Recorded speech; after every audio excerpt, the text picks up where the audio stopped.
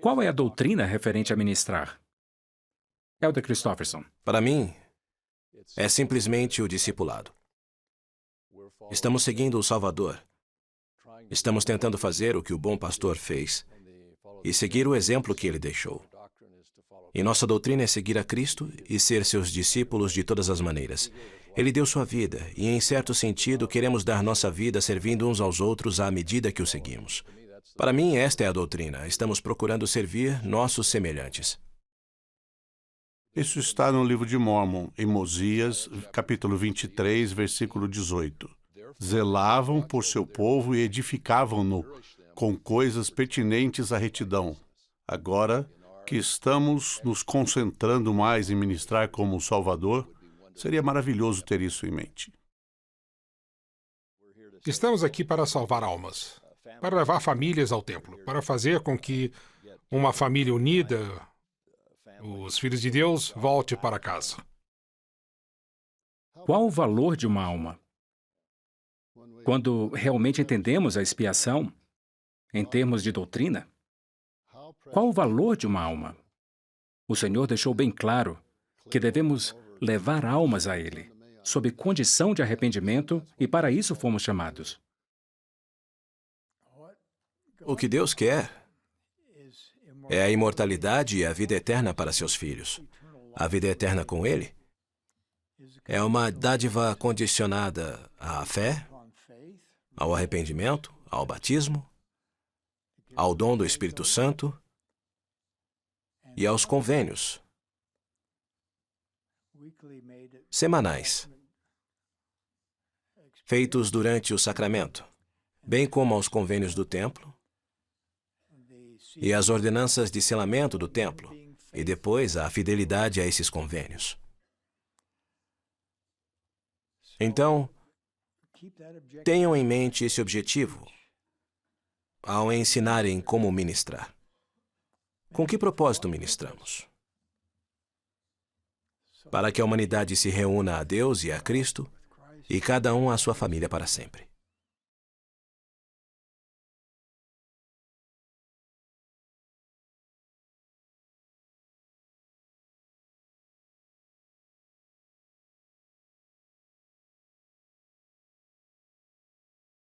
Para que ministremos a maneira do Salvador de modo eficaz, é preciso individualizar. Quando pensamos em ministrar da melhor forma, obviamente começamos buscando ajuda por meio da oração. É assim que sabemos como individualizar, quando temos uma confirmação do Espírito sobre o que cada pessoa necessita. Assim podemos realmente ministrar como o Salvador.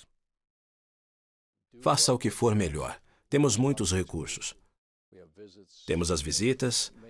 Há muitos meios de entrar em contato com as pessoas para verificar o bem-estar delas e ajudá-las nesse caminho de volta ao Pai Celestial e à vida eterna. Que métodos funcionam? O que é necessário fazer? Espero que o foco esteja nos resultados, não apenas nas tarefas ou nas coisas que são feitas para preencher o tempo. Estamos procurando resultados, estamos tentando transmitir esperança e ajudar. Ministrar é algo que deve ser feito pelo Espírito. É algo flexível, adaptado às necessidades de cada membro. Temos toda a forma de comunicação para atender aos sussurros do Espírito e suprir as necessidades daqueles a quem servimos. Meu conselho é de que tomem muito cuidado para manter as coisas simples. Temos uma tendência na igreja de que quando temos de fazer algo, realizamos reuniões e adicionamos um monte de coisas. Esse programa não precisa disso. Tudo de que precisamos é o poder do Espírito de Deus. Somente precisamos ver quem somos e nos focarmos no que estamos tentando fazer, com bondade, sem tirar a simplicidade do que significa ser um ministro que serve ao Senhor Jesus Cristo.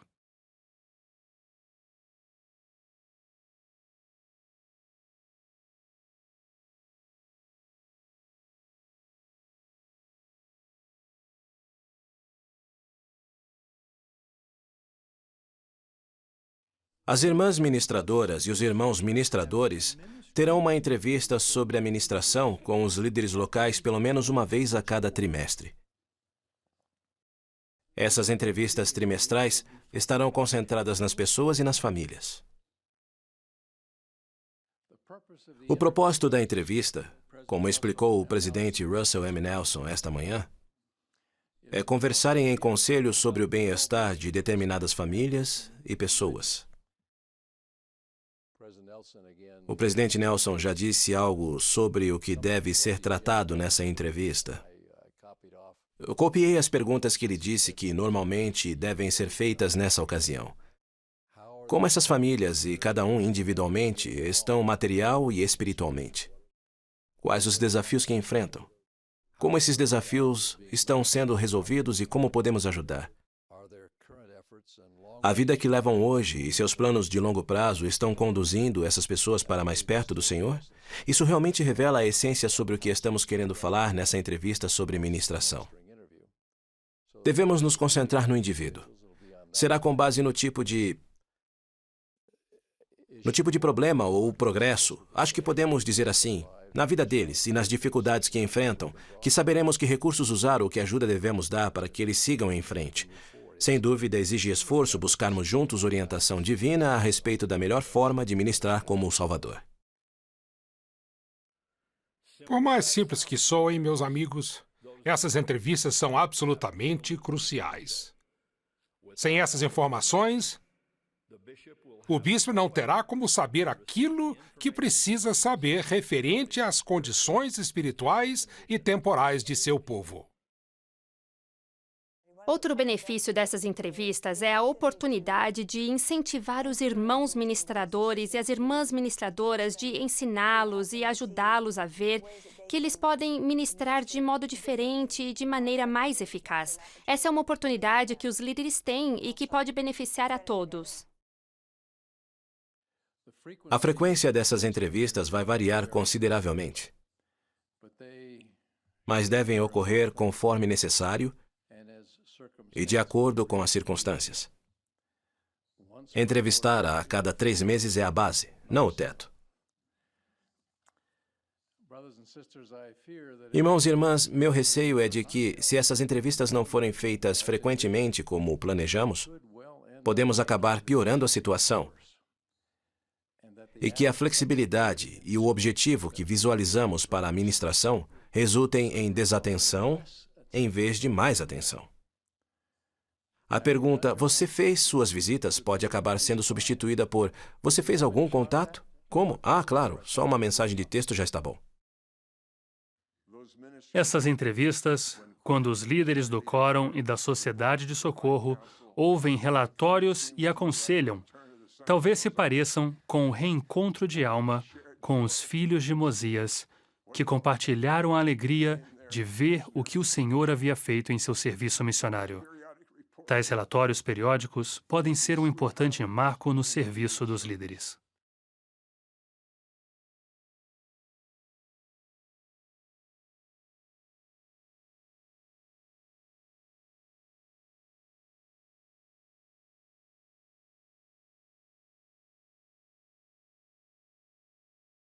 Irmãos e irmãs, a força desse trabalho de ministração constitui-se no empenho de cuidar das famílias e dos indivíduos das alas e ramos. A combinação desses esforços da Sociedade de Socorro com o Quórum de Élderes recém-reestruturado vai levar a uma união que pode gerar resultados surpreendentes. A ministração se transforma em um esforço coordenado para cumprir o dever do sacerdócio de visitar a casa de todos os membros e zelar sempre pela igreja, estar com os membros e fortalecê-los, assim como alcançar o propósito da Sociedade de Socorro de ajudar uns aos outros a se prepararem para as bênçãos da vida eterna. Talvez pela primeira vez, o bispo da ala consiga encontrar alívio da maioria dos deveres do sacerdócio de Melquisedeque que ele tinha sobre os ombros no passado, o que o deixará livre para cumprir os deveres do bispado que não podem e não devem ser delegados. Assim, enquanto o bispo fica livre para presidir o sacerdócio arônico e as moças para ser um juiz comum, cuidar das finanças e dos assuntos temporais da igreja e dos pobres e necessitados. A liderança do Quórum de Élderes e as presidências das auxiliares, especialmente a presidente da Sociedade de Socorro, podem assumir a responsabilidade principal sobre a obra missionária.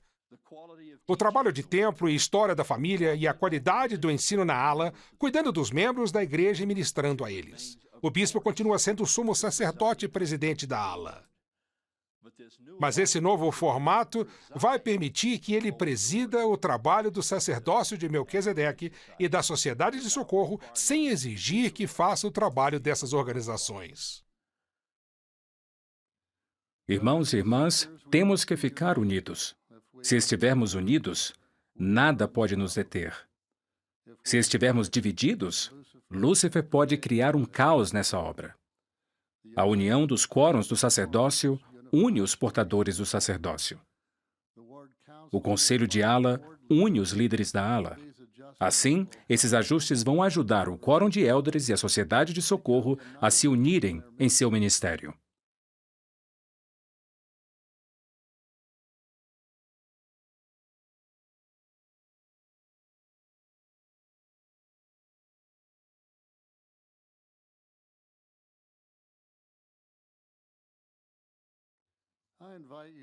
Convido vocês a estudarem Terceiro Nefe e a identificarem todas as referências à palavra ministrar, em qualquer de suas formas, e todas as referências à expressão um a um.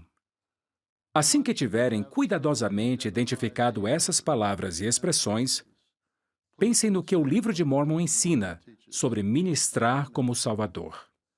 Também os convido a buscarem a ajuda do Senhor para entenderem como é ministrar na prática.